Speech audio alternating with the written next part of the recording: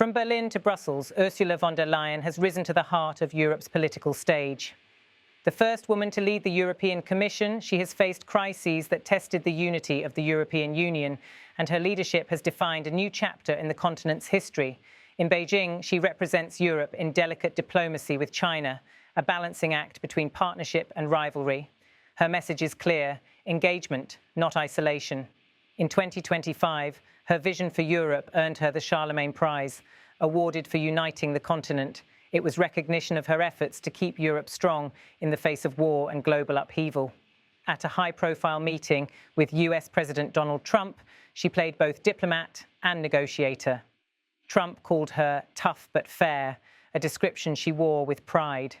In crises abroad, she placed Europe at the forefront of humanitarian relief, from Gaza to Ukraine. Her visit to Israel days after Hamas attacks underscored Europe's role in conflict diplomacy and solidarity with victims of terror. Her approach to China reflects pragmatism, neither full partnership nor complete detachment, but careful engagement.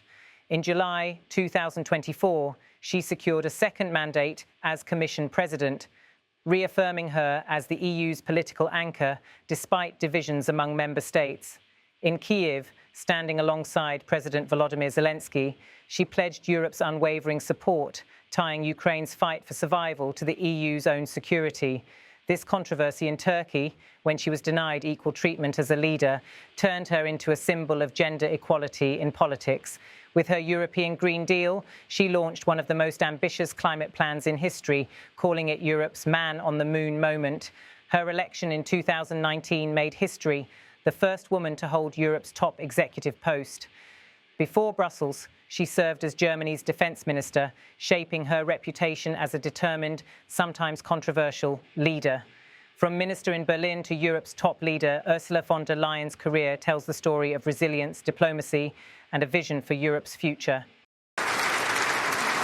Thank you very much. Thank you.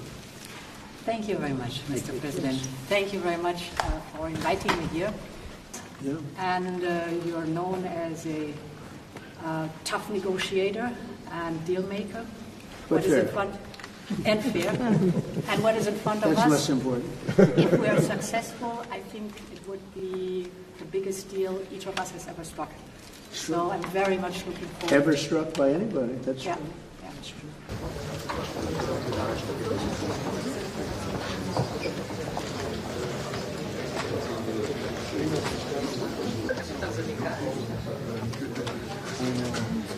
And this is why the Commission has announced to triple humanitarian aid for civilians in Gaza to 75 million euros.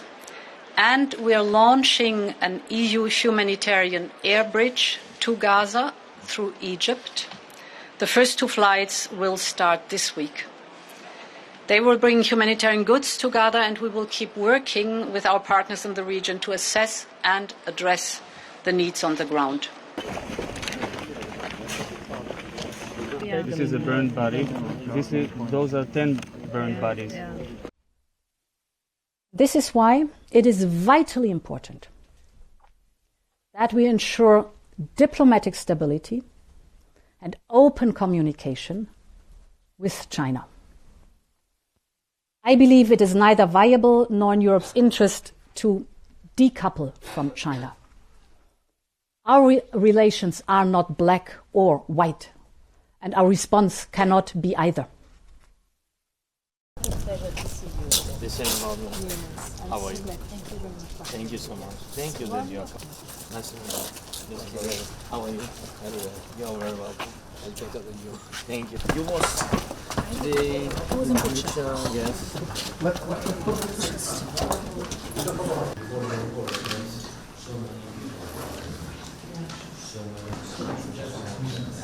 And they were very young, they were around, and when they went to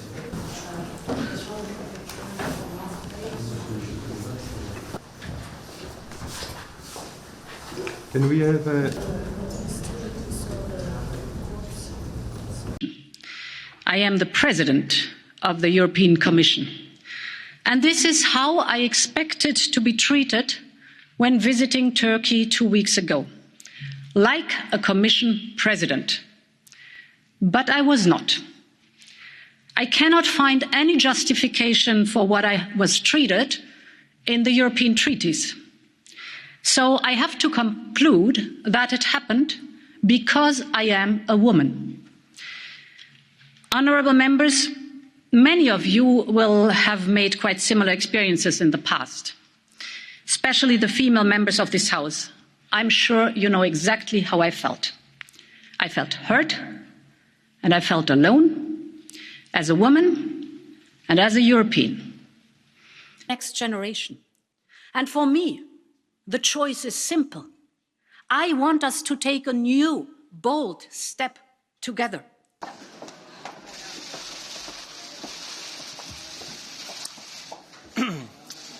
We do not have all the answers yet. Today is the start of a journey. But this is Europe's man on the moon moment. The European Green Deal is very ambitious, but it will also be very careful in assessing the impact and every single step we're taking.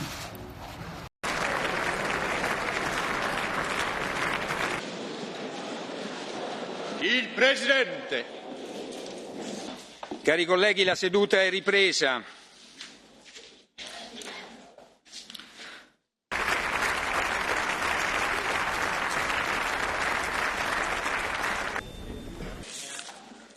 This Parliament.